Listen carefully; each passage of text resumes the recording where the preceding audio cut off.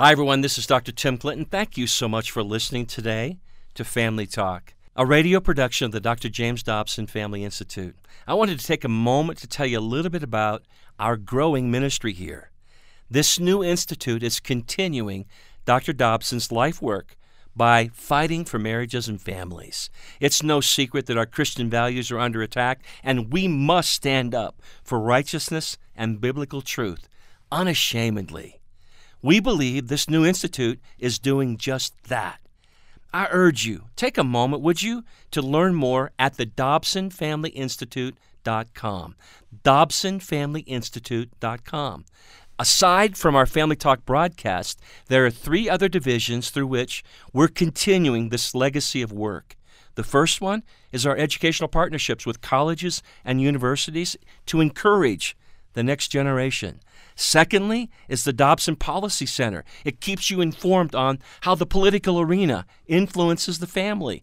And lastly is our online collection of all of Dr. Dobson's work in the Dobson Digital Library. We're excited here at JDFI for this expansion. We hope you'll partner with us. Go to DobsonFamilyInstitute.com and discover more about each of these divisions, maybe how you can be a part. Thanks for standing with us, and thanks for being a friend of the family.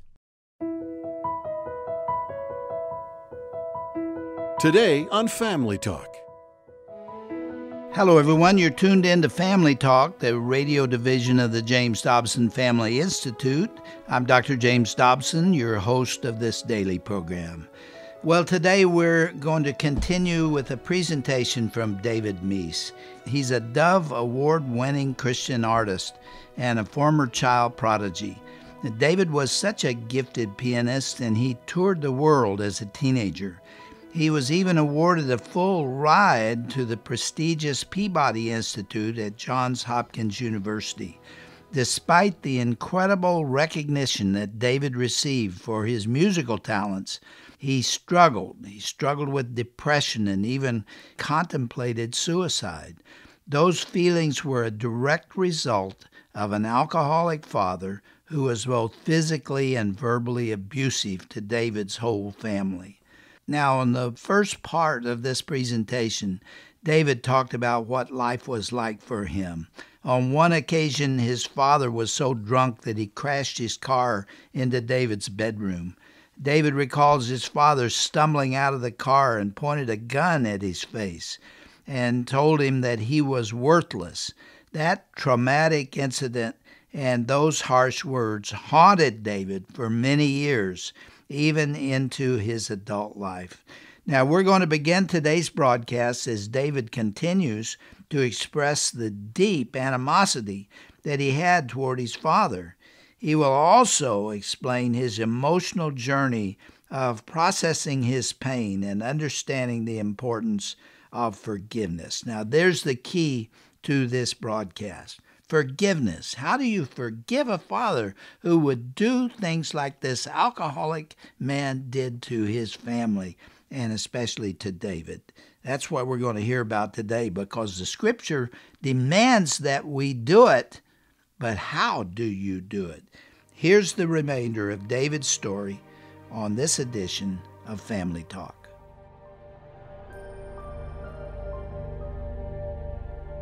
I hated that man. I hated him for what he did to my mom. I hated him for what he did to me, what he did to my family, my brother, my sister. And I hated him as he lay 6 feet in the ground. And I knew, right then, Holy Spirit convicted me, and I knew I needed to forgive my father. The problem is that I didn't know where to start. I had hated my father my whole life, and I didn't know how not to hate him. So I went out and I bought every book on forgiveness you could find, which is what you do. You buy every book that's, 7 ways to forgive your parents, 3 steps you can take to forgiveness, 5 ways to forget this and that, 2 ways to just run away. You read all these things, and I read all these books, and they were informative. I learned a lot, and almost all of them were from a biblical standpoint. It's very educational. I learned a lot from that, but I still hated my father.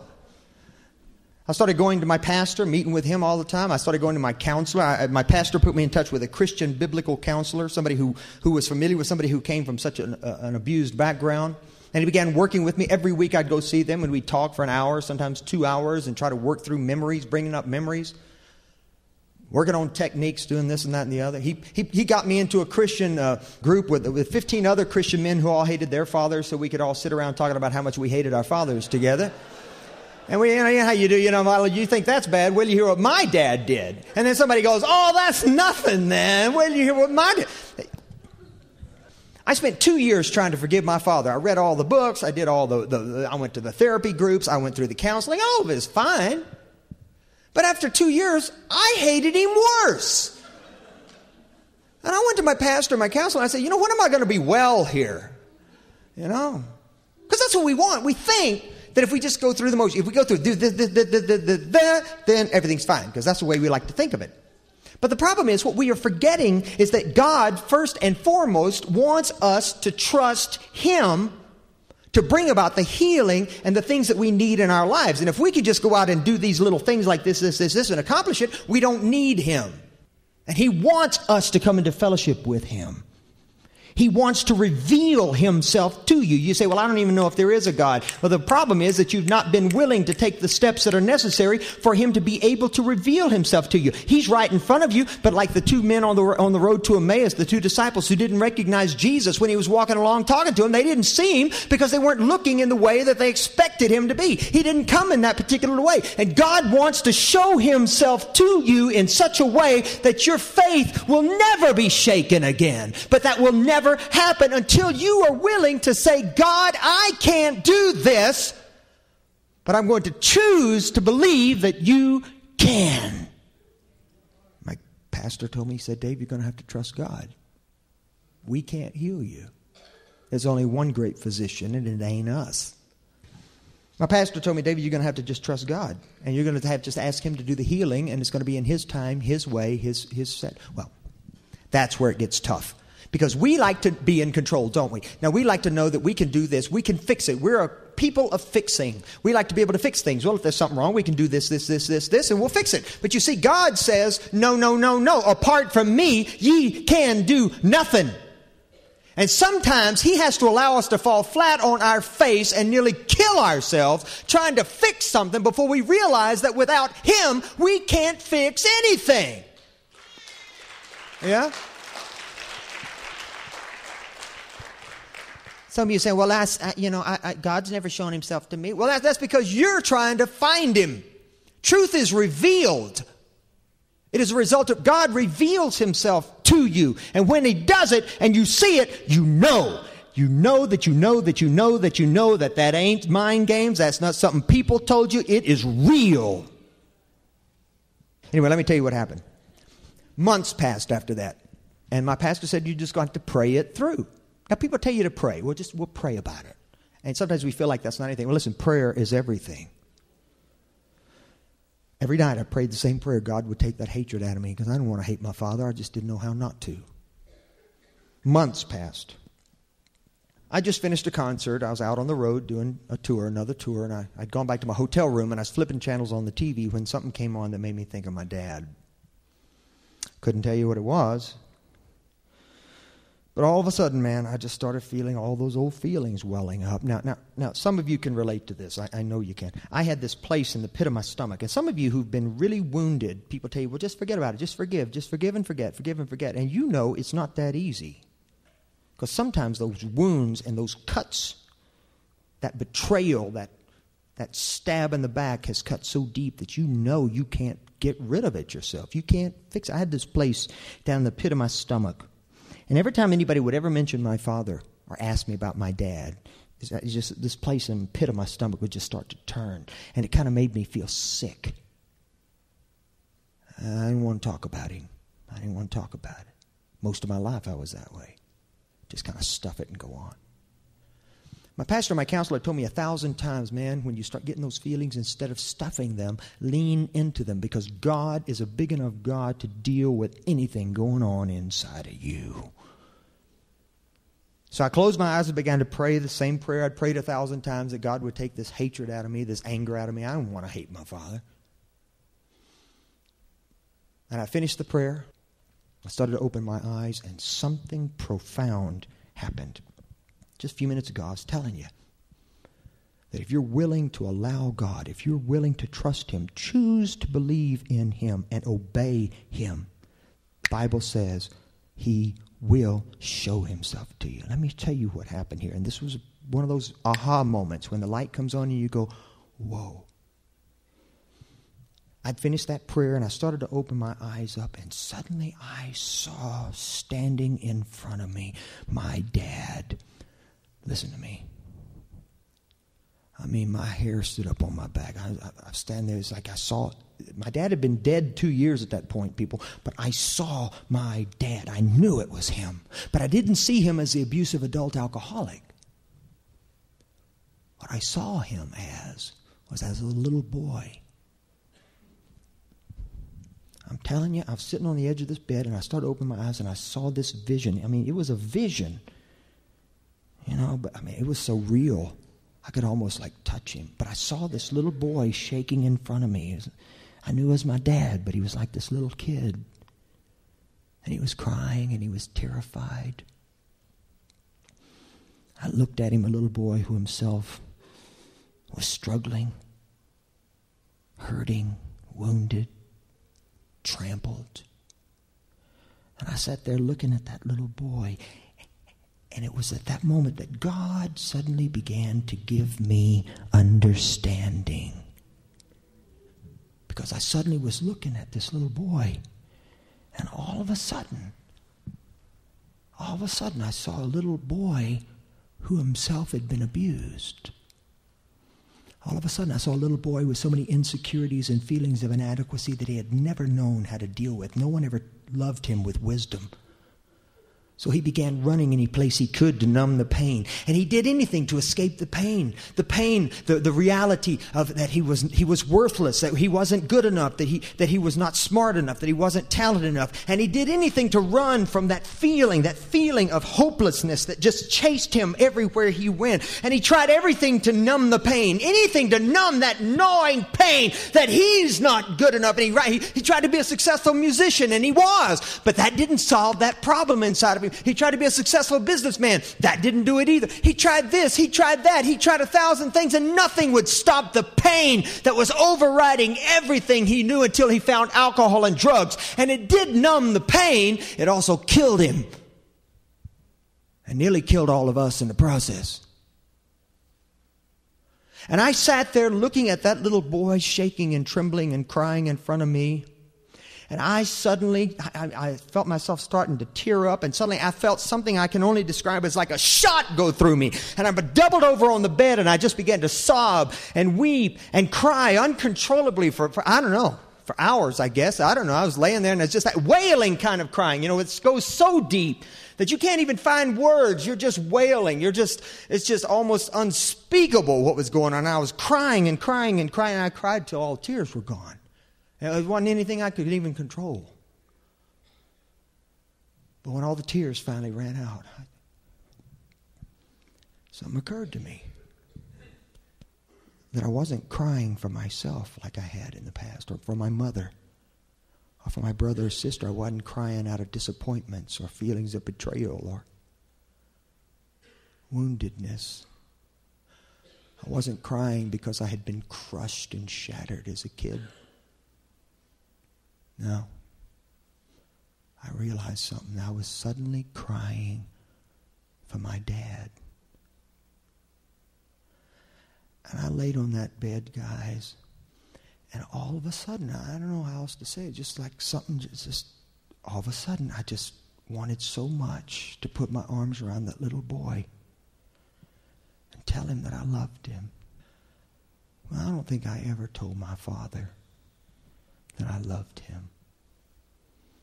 And I sat up on that bed, and I reached out in the direction that I saw that little boy. And I reached out where I thought I had seen him, and he just kind of faded away.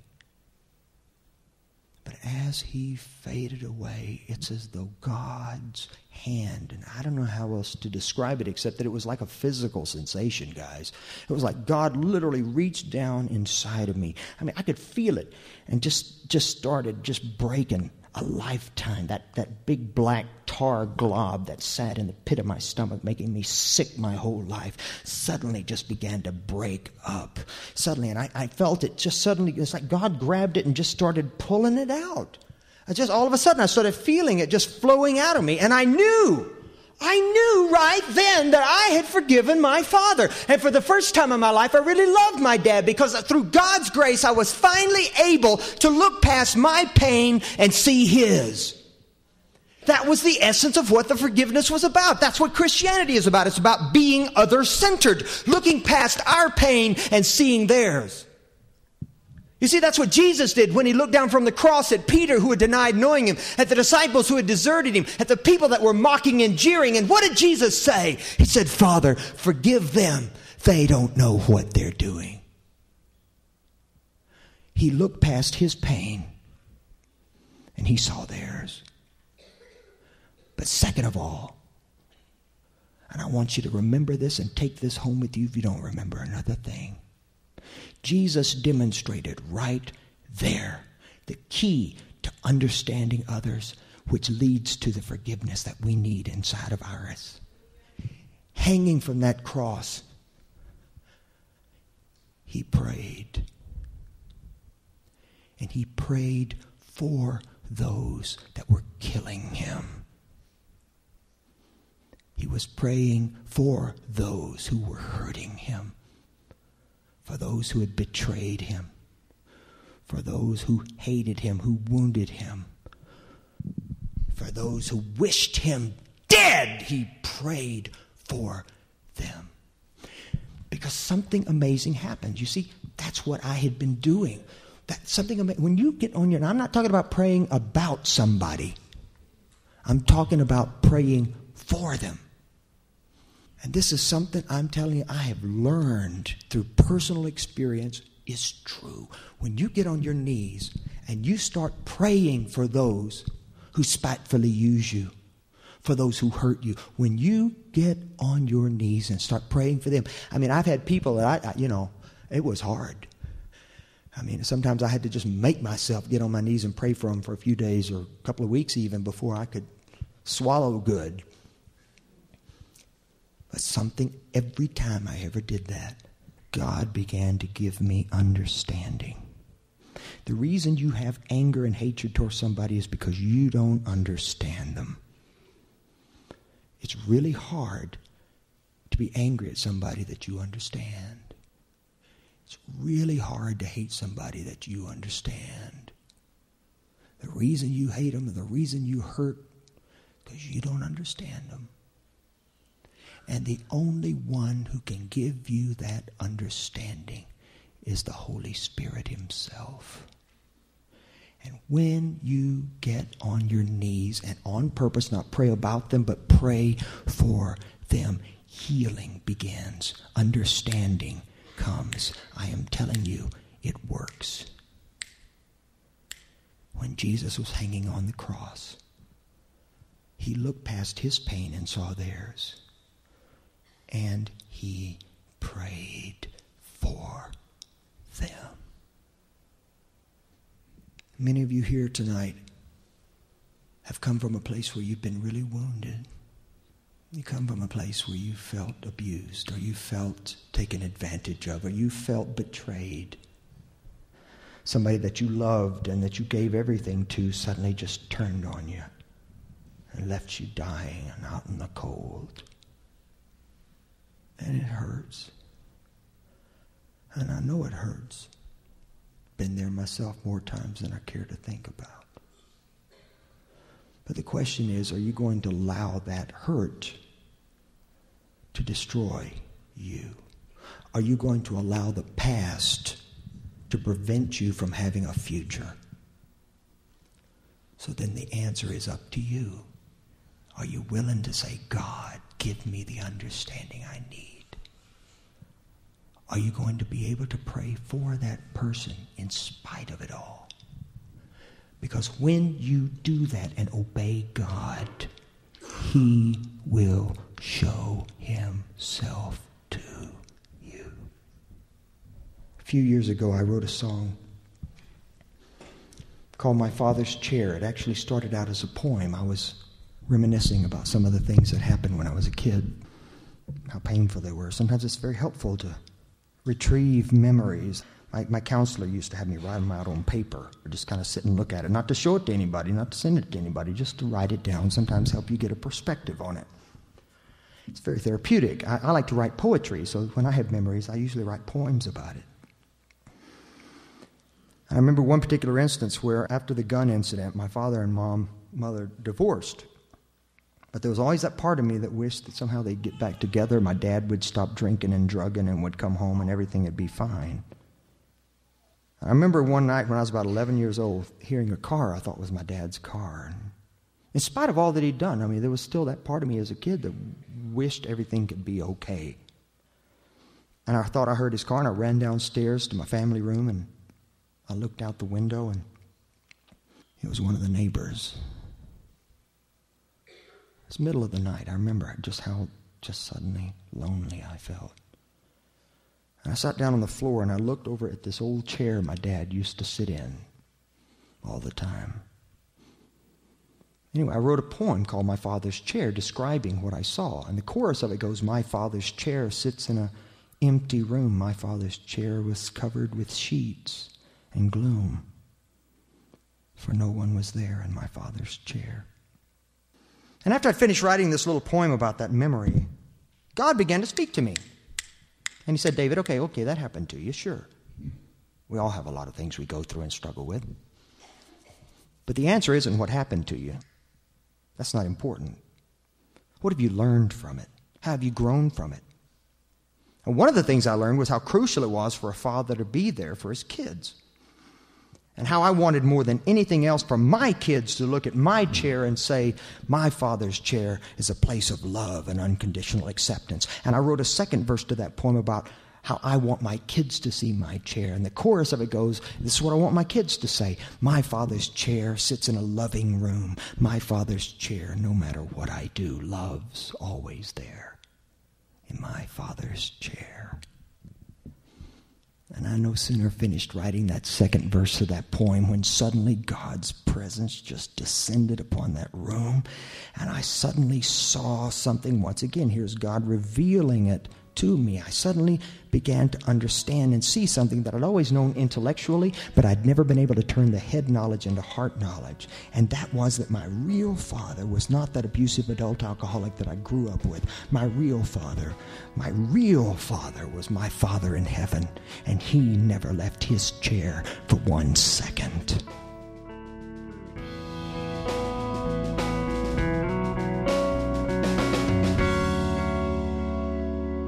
Wow, what a powerful image to conclude today's presentation from David Meece here on Family Talk. I'm Roger Marsh, and I hope that you have been inspired by David's story of overcoming such a troubling past. Now, if you were touched by what he shared both yesterday and today here on the program, we would love to hear from you. Call us at 877-732-6825. When you connect with us, be sure to select the option for leaving a message on our listener feedback line. Once you're there, you'll have 90 seconds to tell us your thoughts on the presentation or to leave a broadcast suggestion. If you prefer, you can also choose to speak with someone on our team directly. Again, our number is 877-732-6825, and we do look forward to hearing from you. Also, if you'd like to learn more about David Meece or his successful music career, go to drjamesdobson.org. That's our broadcast page, and once you're there, you'll find a link to his story and to some of his popular songs as well. Simply go to drjamesdobson.org and click on the broadcast icon at the top of the page. Well, I'm Roger Marsh, and I want to thank you for your faithful financial support of the ministry of the James Dobson Family Institute. We are completely listener-supported, and we're very grateful for your help as we continue to fight for the family in this cruel culture that we're living in right now. You can learn more about how to partner with us by going online to drjamesdobson.org. That's drjamesdobson.org. Thanks so much for listening today, and I hope you'll join us again next time for another edition of Dr. James Dobson's Family Talk. This has been a presentation of the Dr. James Dobson Family Institute.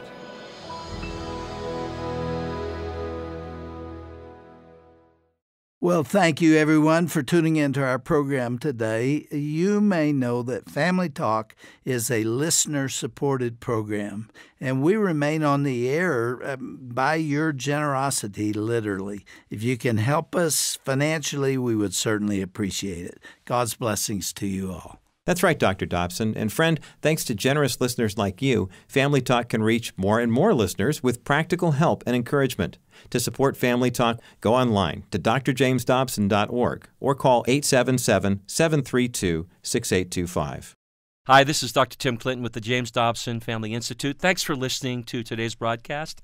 I hope you know we genuinely care about what's going on in your life. If you're going through a dark time right now in your marriage, if you're in deep waters right now, we want to pray with you. Call our offices here in Colorado Springs at 877-732-6825. Our team is standing by to listen, to encourage, and to pray over you and your family. That number again, toll free, 877-732-6825. We look forward to hearing from you and praying with you.